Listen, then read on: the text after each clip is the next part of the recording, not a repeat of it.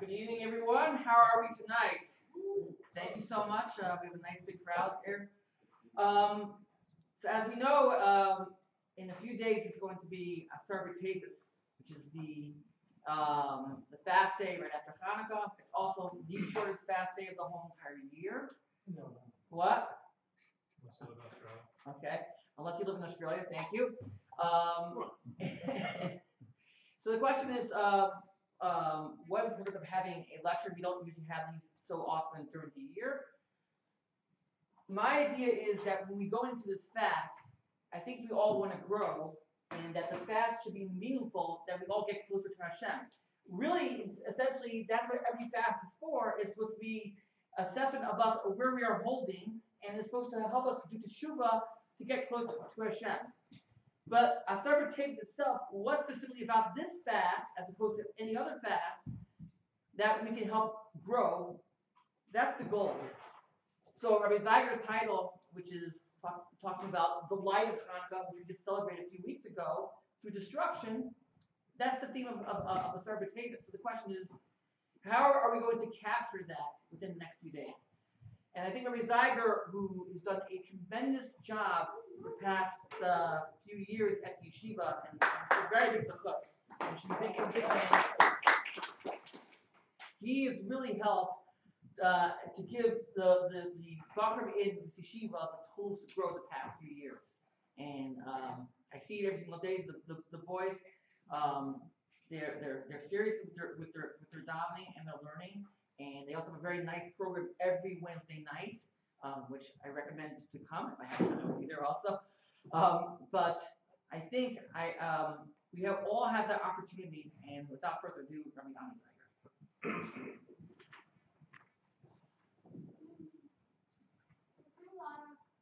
Thank you so much, Rabbi Zeiger, for those kind words. I consider it a real privilege to be able to speak here at the Torah Center. I feel that we have a shutfus, we have a partnership, and some of the finest boys in the yeshiva were mushpa, were influenced by the Torah Center, and again, I thank you for this privilege of being able to speak here. So, Asara is a very, very quick day. It's a day which we fast on. And it's by far the easiest fast on so many levels. First of all, it's just quick. It's just, time-wise, it's a quick day. And it's cold, so you don't have a sweat factor. Stay in the air-conditioned room factor. It's easy. We get it over with. We go on in life. And the truth is that just Rabbi Yehuda Hanasi could have said it better. How do we make it that Asara is not just an afterthought in the yearly cycle of the schedule of the calendar? How do we make it a little more meaningful, understand what happened on it, and more importantly, how that applies to us? How does that actually mean something for us today, here, now, in 2018? So, gotta love these catchy titles. I guess I'm gonna have to justify the title somehow and do justice to it. But before we justify the title, finding the light of Chanukah through destruction, is that? Yeah, it's like that. So first of all, let's begin with what actually occurred on Asara. So if you look in your source sheet, which is in Hebrew, I'll translate everything, so you don't have to follow along inside if you don't want. But it's just to help people that want to see inside. So let's start with the psukim.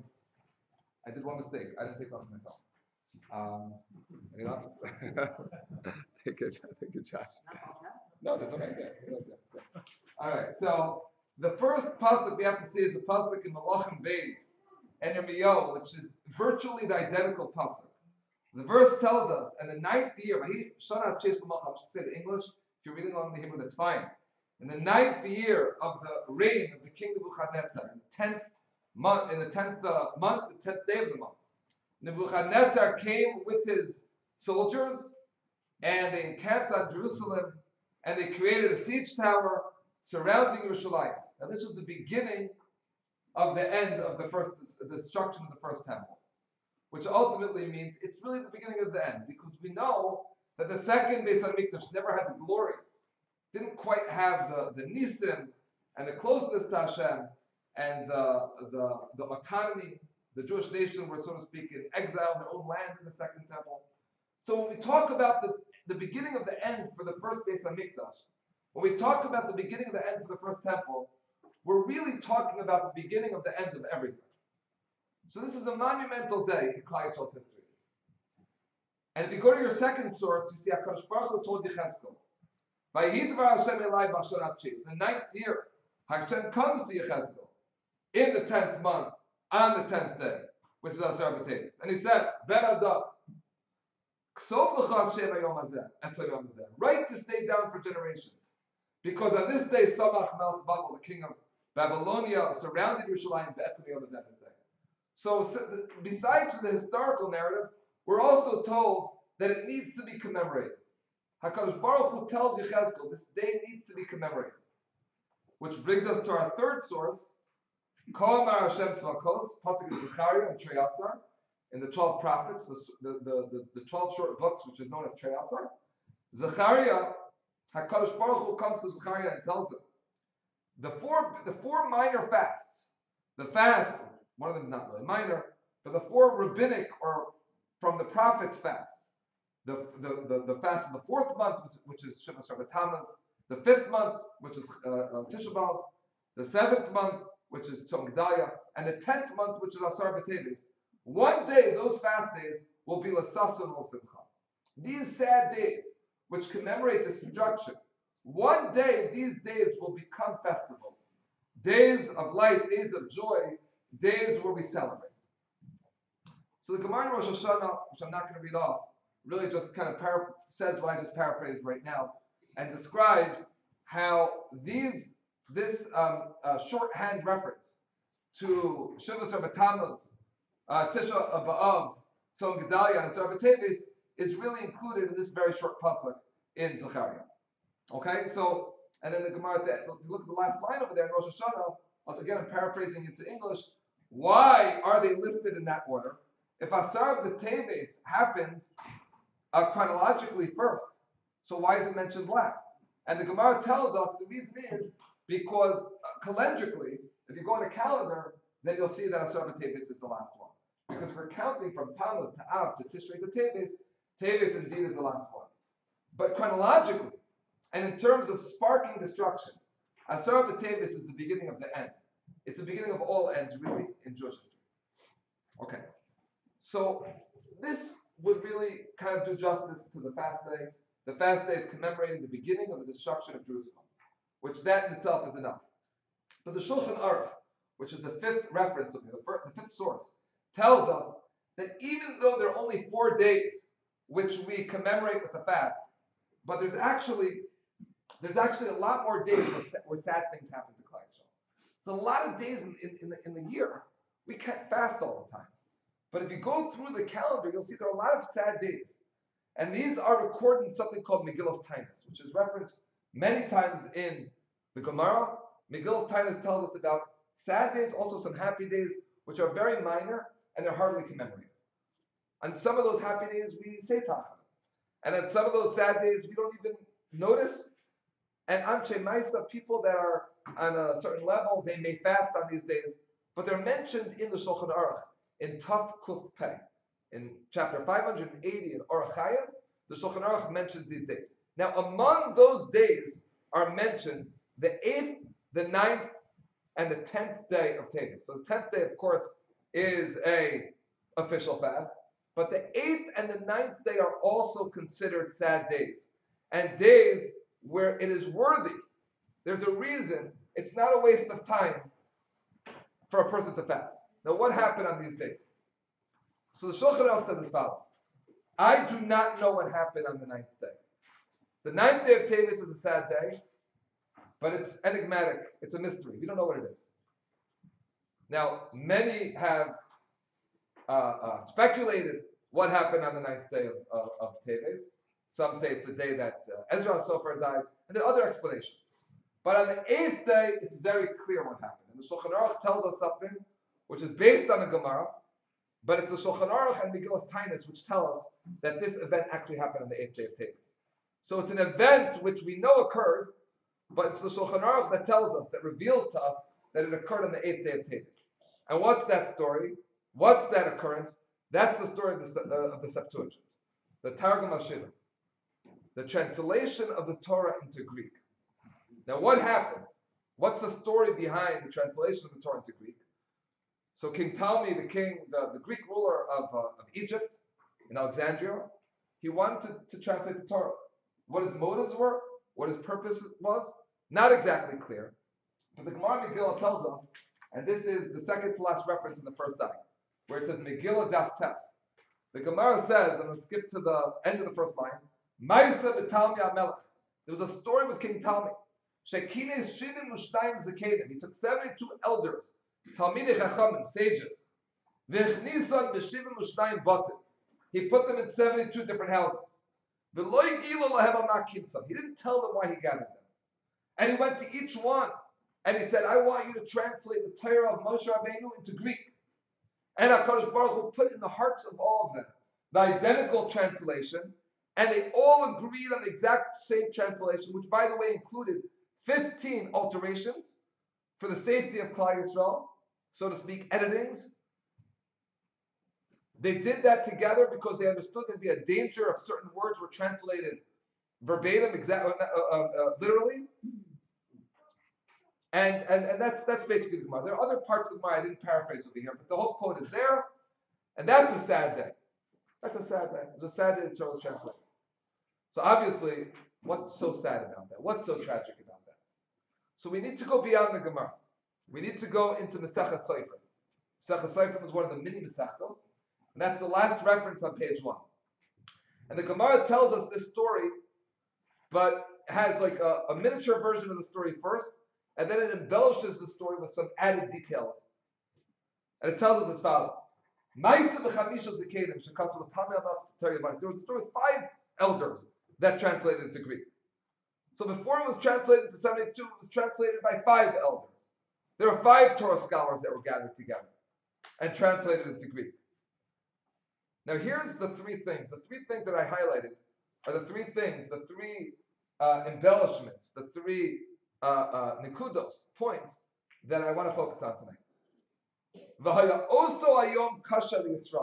day was difficult for the Jewish nation. Like the day that the golden calf was made. Because the Torah was not sufficiently translated. Those are 3 very strange statements. First of all, it was a very, very difficult day for Klal Yisrael. I mean, maybe it's sad, but it's difficult. It's a difficult day. Sounds like a day of suffering. Can't we reserve the word difficult for a day of devastation, of tragedy, of death? And it was similar to the day of the golden calf. What does this have to do with the golden calf? And finally, it was translated insufficiently. What does that mean? And again, this Masechet Sofrim does go and tell us the story of Masechet Megillah, also about the 72. But I'm going to focus on these 3 nikudos, these 3 highlighted terms that we selected. So, you can ask the question in many ways, but let's ask a few questions over here. So the first question is, again, why is it such a tragic, why is it such a dark day? What's this word insufficient? The golden calf. Another question is, why don't we commemorate the miracle of 72 people coinciding with the same exact translation? I mean, that is a miracle. That's a remarkable thing. And that did preserve the safety of Klal Yisrael. Because if they would have translated literally, something bad would happen. We don't know exactly what. The Gemara Megillah tells us a little bit about some personal beef that Ptolemy had with the Jews. But we don't even commemorate that miracle. And the Shulchan Aruch explains this event as creating a darkness on Klal Yisrael. So what exactly is this darkness that set upon Klal Yisrael with the Septuagint, with the Greek translation of the Torah? I'd like to ask one more question, which is kind of like off the page a little bit, and it is related to the next source that I quote. The next source is the shortest source, and it's Sanhedrin Daf Chaf Daled Amud Aleph. There's a very sad pasuk in Eicha. The pasuk in Eicha says, God put me in darkness. God put me in darkness like those who are under the grave forever. God put me in darkness. Chazal tell us something very, very strange. Something very counterintuitive. Chazal tell us, when it says that Hashem put me in darkness, that's referring to Talmudah Shel Babel. That's referring to the Babylonian Talmud, which we know as the Gemara, which is the epitome of Torah scholarship, of learning, of studying. It's the bread and butter of pretty much everything. It's the foundation of everything. And yet there's a darkness associated with Talmudah Shel Babel, with the Babylonian Talmud. Now this is a question which is irrelevant in the first sources, but it's something I'd like to discuss because we're going to contrast darkness to light.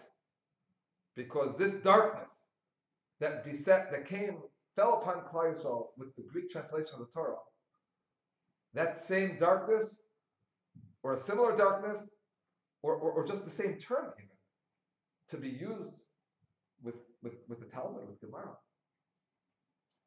So let's read a few Gemaras which can help us just shed a little bit of light on these concepts over here. So the first one, actually, interestingly, is 10 blot later in Sanhedrin. It's the third source on the second page, and it's a pretty well-known Gemara. The Gemara tells us like this: Achas diber Elokim, shtayim zu shamati. God spoke one word, but I heard two words. What does that mean? What's that pasuk mean? That Hashem could speak one word, but when God speaks one word, I can hear two words. What does that mean?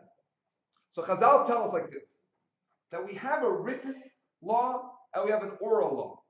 The written law is Torah Moshe, the 5 books of Moses, and that's the written law. The oral law, Torah Sheba'al Peh, is partially oral. It's also partially deduced from words in the written law. But this relationship between the written and oral law is a funny relationship. Because you can have one verse, or one word, or one letter in the Torah, which is translated in very different ways. And they both can yield a halachic consequence and something which is important and relevant to us. And the two things don't necessarily have to coexist in harmony. Achas diber Elokim shtayim zu shamati. You can have one pasuk which can have two translations. And the Gemara tells us very beautifully. The Gemara tells us that this concept, that you can have one thing which goes into two, is also indicated, it's hinted to in another pasuk. The pasuk says, "Alo kol devari ka'esh num Hashem." God's words are like fire, ukepatish yifaitz itself. Like a hammer will break something very hard, or sparks are created. Just like a hammer can make something shatter into smithereens, so too, and just like you can have many, many sparks coming out of one thing, so too one pasuk, one verse in the Torah can have a lot of explanations, it can have a lot of ramifications, it can have a lot of lessons, it can have a lot of halachic consequences. One pasuk. So this is a cool concept. This is a cool concept that Torah Sheba'al Peh, coming out of Torah Shebechsav, is sometimes more than meets the eye. You have one pasuk that means a lot of things. So when we think about it, let's go back for a minute, well, before we reflect on it, let's see the next source. The next source takes this concept a little bit further. The next source over here is the Gemara in Eruvin. Gemara in Eruvin tells us that Rav Meir had a Talmud named Sumchus. Now Sumchus appears in Shas a few times. Some very famous things that Sumchus said, but he's not the most well known of Rabbi Meir's Talmidim. And Sumchus, the Gemara tells us, was brilliant. And when something was ritually impure, he could give you 48 reasons, logical arguments why that thing is pure, and vice versa. So Sumchus was able to kind of play devil's advocate and say that even though this looks like it's ritually pure, but I could tell you reasons why it's not that way. And the Gemara tells us there was another Talmud who could take a sheretz. Now, a sheretz is the spitz davar tamid. A sheretz is kind of like the paradigm of impurity. And find 150 kal v'chomers to find why it would be ritually pure, although of course it's not the case. But it can make those arguments nonetheless. And those arguments are valid under the classification of Torah, even though they're not coming to a conclusion which is accurate through halacha as we know it. Nonetheless, it constitutes Torah, which is a fascinating concept. Meaning, not only one pasuk can take the form of many halachos, albeit conflicting halachos, but you can have Torah, you can have the study of Torah, which is almost contradictory in nature. Because when we darshan, when we're learning Torah, when we're seeking the truth, it's not necessarily the conclusion that we're looking for, but it's the process too. The process of trying to understand why something is true, that's also classified as Torah. And then, of course, the next part of that Gemara in Eruvin, the second part of that source, is the well-known Gemara when Beis Hillel and Beis Shammai argue. So even though we always paskin like Beis Hillel, except for a few circumstances, a few cases, but a baskol, a heavenly voice came out and said, "Elu ve'elu divrei Elokim chayim." Both the words of Beis Hillel and both the words of Beis Shammai are the words of God, although they're contradictory, because they both constitute Torah. And they both involve a person's quest for truth, b'tahara, with proper motives. And therefore, even though the conclusion is not necessarily reflective in halacha, it nonetheless qualifies as Torah. Let's go back to our questions. Talmi had a job. His job was to suck out the radiance of Torah. The ability for Torah to radiate into many directions and be a dynamic sefer, which people can engage in a personal way. And Talmi was trying to constrict the translation of the Torah into Greek, into words that we can understand, and into words that do not contain the nuances that allow for the fragmentation of different explanations. That was Talmi's job. Because if you do that, then you cheapen the Torah. If you do that, then you make the Torah into a book of rules, rather than a dynamic book which we can engage in personally, and we can grow from, and we can say things that are wrong and still get the mitzvah of Talmud Torah, and we can argue with people and still love them because we're both going after the same truth, and we can do mistakes and we still get reward for learning. What a lofty goal. The smart guy. The translation of the Torah into Greek did just that. It allowed the Torah to lose a little bit of its radiance. V'yar dechoshech la'olam, darkness beset the world. Klal Yisrael is in a matzav of choshech. They're in a situation of darkness because the Torah has gone from this incredibly complex miktzah into something which is smaller, cheapened, and it's as difficult as the day of the golden calf. Because that's what the golden calf was all about. It was about cheapening HaKadosh Baruch Hu, cheapening God, making him into a physical being that we can relate to, oversimplification. That's what the Egel Hazav was all about. It was as difficult for Klal Yisrael like the day of the golden calf. This treasure that we call the Torah, which allows us to be levadik, alive, this dynamic study, to be cheapened, to be translated in a way that doesn't bear complexities, nuance, that's cheapening the Torah. And that's choshech. And that's difficult.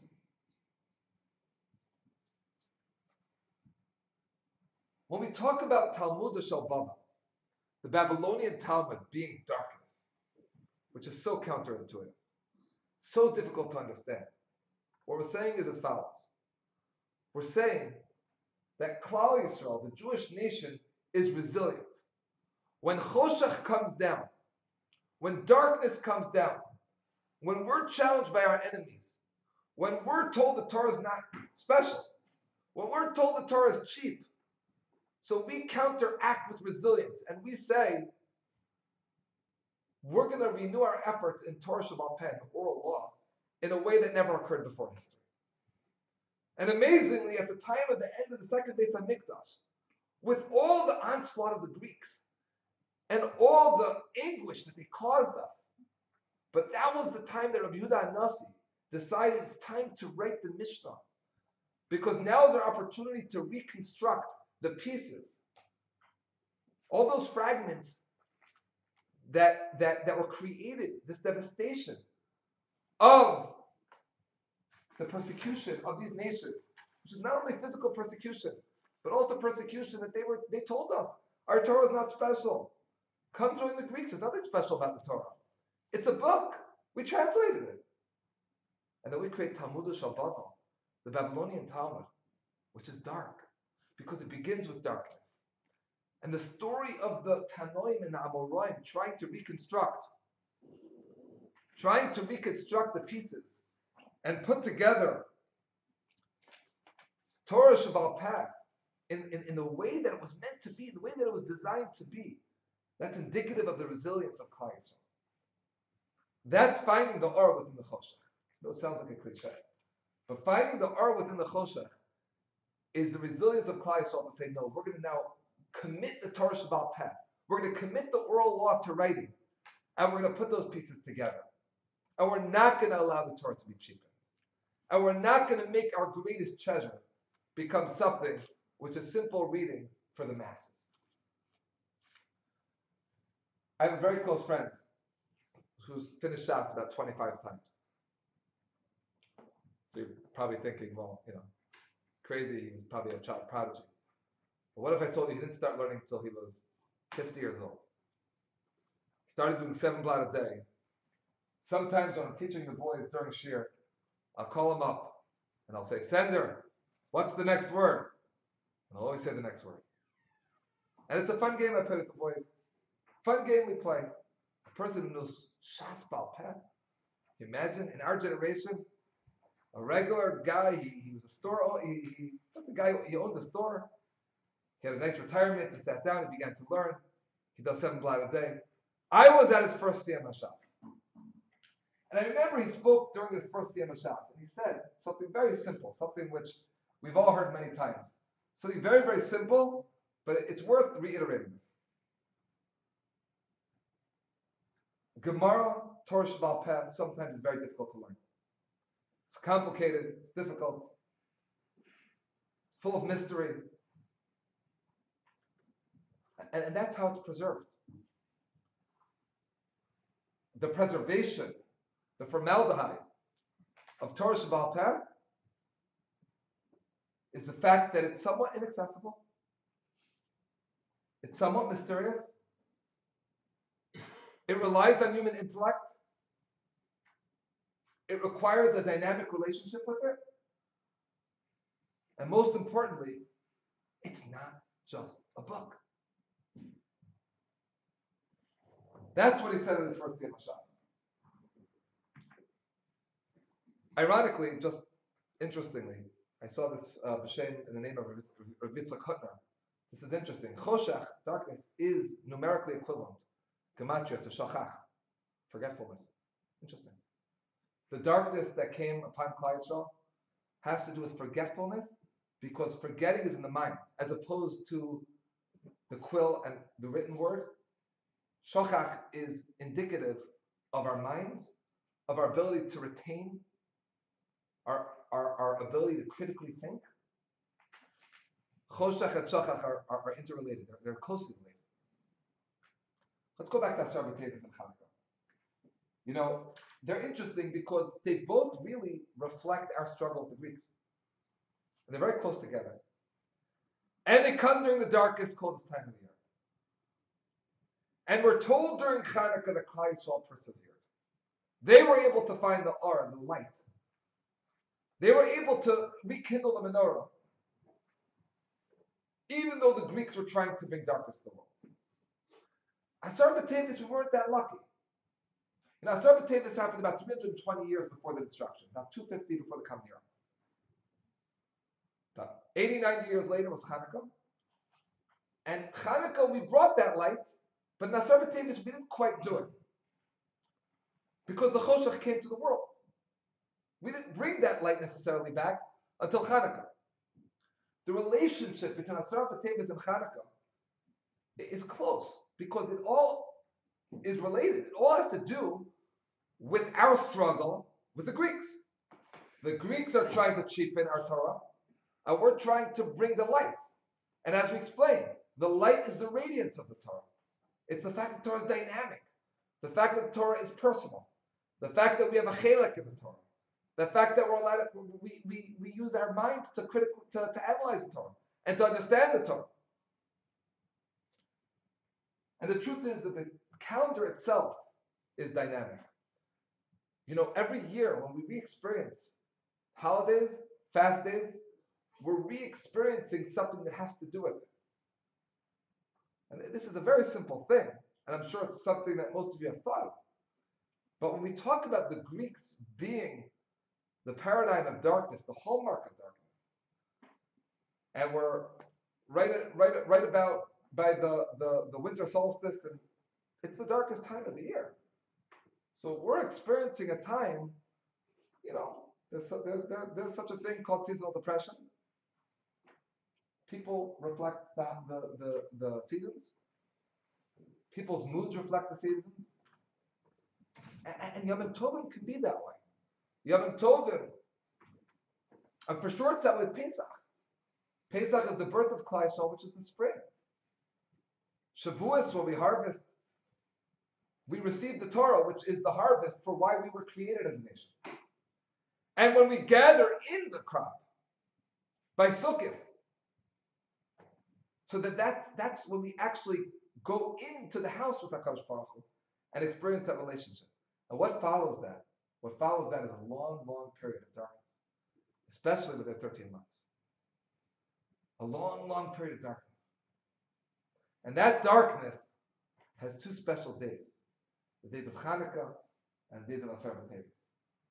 And they have a reciprocal relationship. Because Chanukah is before Asara B'Tevis. Refuah Kodem L'Maka. The light of Chanukah being before the Choshech of Asara B'Tevis. But it goes the other way also. Because the reaction of Klal Yisrael, when there's darkness, the way we react to it is, like we said, by building a Gemara, by building a Talmud, by putting the pieces of art, putting the pieces of light together again. That is the resilience of Klal Yisrael.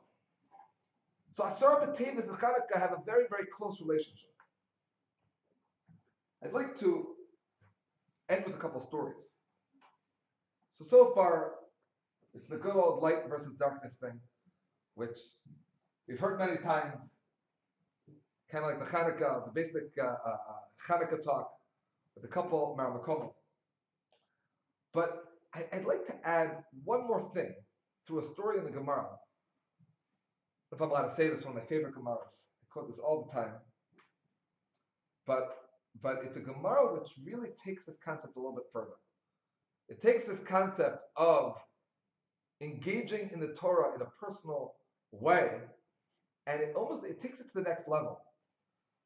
There's a concept in the Gemara called Lo B'Shamayim. Lo B'Shamayim means as follows. It means that HaKadosh Baruch Hu, God gave us the ability to paskin. You can have this rule, majority rules. You have disagreements, majority rules. What if God himself sides with the minority? Too bad. He already said majority rules. Lo B'Shamayim, it's not in heaven. The Torah was given to us. And therefore, if Hashem himself in the Torah says majority rules, he's given us the keys to the Torah.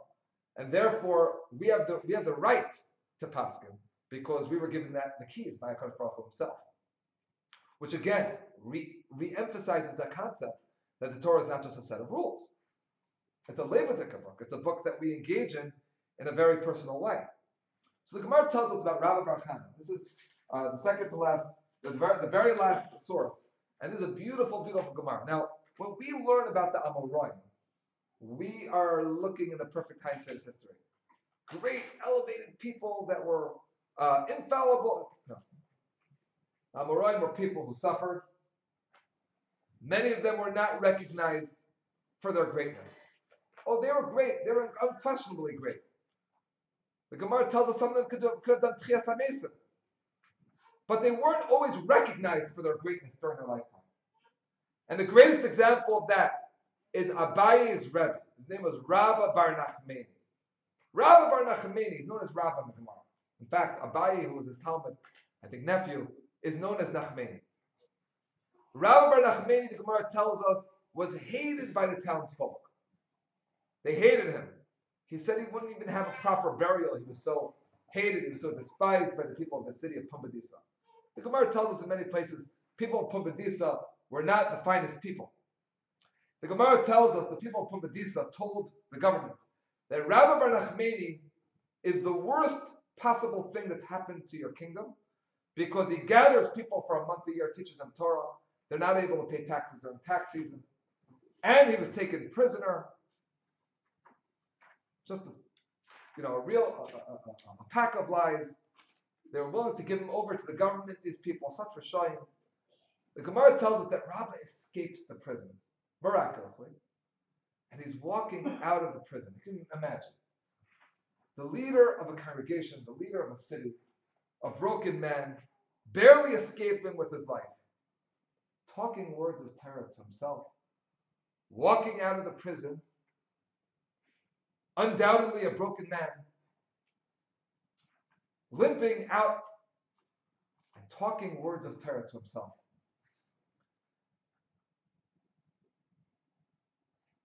And all of a sudden in Shemayim, in the heavenly court, there's a discussion about whether a certain case of tzaras or leprosy is ritually clean or ritually unclean. And there's an argument going on in the heavenly court. And HaKadosh Baruch Hu said, Tahar. And the heavenly court says, Tameh. It's God against the heavenly court. Man Noichach. Who decides? Noichach Rabbi Bar Nachmani. This is highlight. He's the only one that could do it. Because he's the world's foremost expert in Hilchos Negayim, in the laws of leprosy. Now they got to get him. They got to bring him. It seemed like it was his time. So they send him Malach HaMavis after him. But the Malach HaMavis, of course, can't get him because he's talking in words of terror. Rabbi Nachmani is talking in words of terror. Malach HaMavis can't get him. Adahachi, meanwhile, 3 lines to the bottom, a wind blows. Rabbi Bar Nachmani thinks it's the soldiers coming to get him. And he says, "Oy vey, let me just die. I don't want to fall in the hands of these Rishayim again." And as he's dying, before he dies, he says the word Tahar. He sides with HaKadosh Baruch Hu. As he's dying, before he dies. You need a live person to paskin Tahar. You need a person who's alive. A person who has the gift of psak. A person for whom the Torah is still dynamic for. HaKadosh Baruch Hu, God himself, submitting himself to a person who's alive. In fact, we cannot have that person die before he actually issues this verdict, this psak of tahar, which incidentally, mind you, is the same thing that HaKadosh Baruch Hu himself said. And a bas kol comes out. V'amra ashrecha Rabba Bar Nachmani. Fortunate is Rabba. She'gufcha tahar. V'yatza nishmascha b'tahar. You're pure. Your neshama left with purity. Because this is the paradigm of a person who engages in Torah study. Not as a book. Not just as quill on paper. Rule of, a set of rules. But rather as a dynamic, personal experience which HaKadosh Baruch Hu gave to live people. To think about, to analyze, to understand, to appreciate, if you're great enough to darshan, that's what the Torah is. And Rabbi Bar Nachmani personified it like no one else, because that's how he died. That was the crowning achievement of his life, of paskening for HaKadosh Baruch Hu and the heavenly court. How amazing. And now I'd like to share with you the last 3 minutes a story that's personal to me, about another person that I feel personified this trait. There was a Yid in Philadelphia when I was a kid.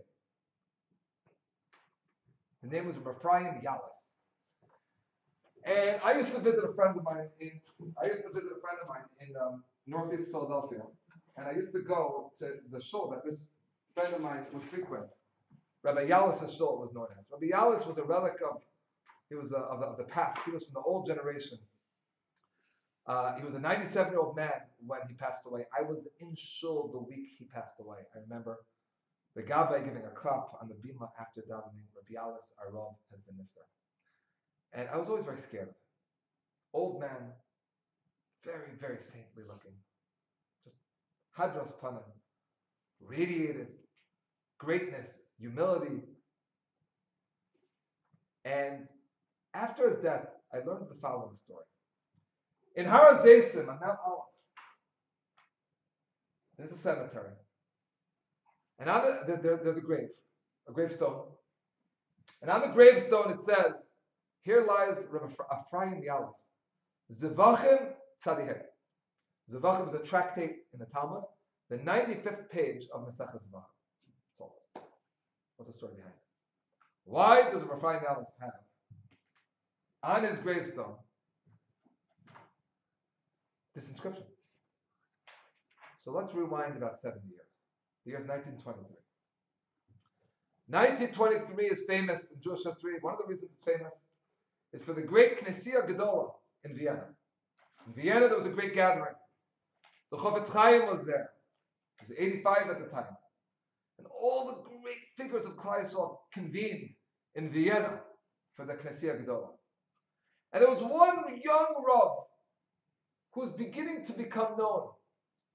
And his name was Rav Meir Shapiro. And Rav Meir Shapiro was 36 at the time. Died in his 40s. Was the young star, the young superstar, the up-and-coming star of Klal Yisrael. And you have the Chofetz Chaim. Chofetz Chaim, Rav Meir Shapiro. Rav Meir Shapiro gets up in front of Klal Yisrael. And he says, wouldn't it be beautiful if everybody learned the same daf? Everyone did daf yomi, the same page of Gemara. And after 2,711 days, we made a siyam together. Let's start this Rosh Hashanah of 1923, a movement where all of Klal Yisrael is unified in limud Torah and study of Torah. At the Knessia Gedola was a man by the name of Shalom Yalis, who was Rabbi Ephraim Yalis' father. He was a Rav in Galicia. Rabbi Ephraim Yalis was already a Rav in Philadelphia in Strawberry Mansion. So that was the area of Philadelphia before West Philly, Northeast Philly. That Strawberry Mansion was the old area of Philadelphia in the 20s and 30s. And he struggled. There was a time where a lot of Jews were going off and discarding Yiddishkeit. Maybe 2 or 3 yeshivas. There wasn't much going on in terms of limud Torah and Klal Yisrael. And Rabbi Ephraim Yalis had a hard job. And his father calls him up or writes a letter. And he says, please, please, please, I heard this amazing thing. Please start learning. And Rabbi Ephraim Yalis starts learning on that Rosh Hashanah. And 3 weeks later, you pluck him into Maseches Brachos. He stops learning. He's too busy. And later that year, Rav Meir Shapiro is coming to visit America. In 1923, Rav Meir Shapiro visited America. And he comes to Philadelphia. He comes to Strawberry Mansion. And he meets Rabbi Yalis. And he says, did you hear of my daf yomi? And I started it. I can't do it. He says, listen, do me a favor. Start up again. Please, start up again. You won't regret it. I'll thank you one day. And it's a personal favor. Please. Fast forward 70 years. 60 years. 4 days before Rabbi Yalis' niftar.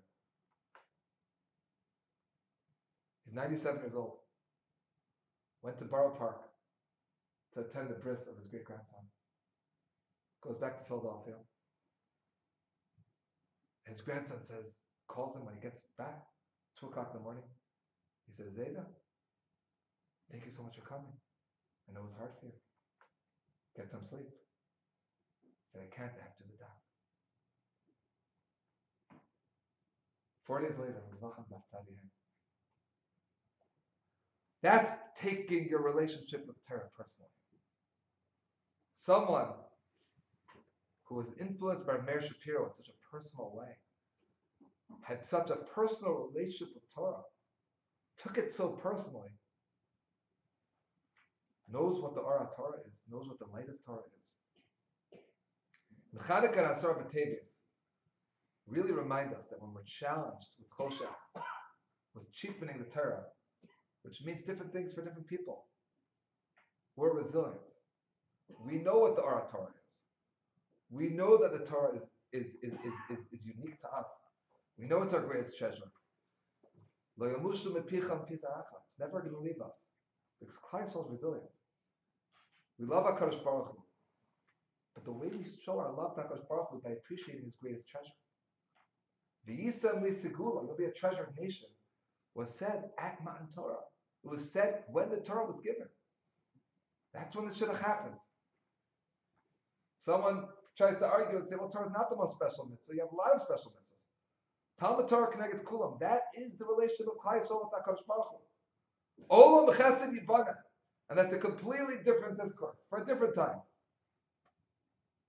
But Talmud Torah connected kulam, because our relationship with HaKadosh Baruch Hu, when we engage in Torah and in understanding HaKadosh Baruch Hu's Torah, is special and truly appreciating His treasure. We should take these days and keep on growing. Take Asara personally and apply it to ourselves in a personal way. I really, really appreciate the opportunity for talking today. Thank you so much.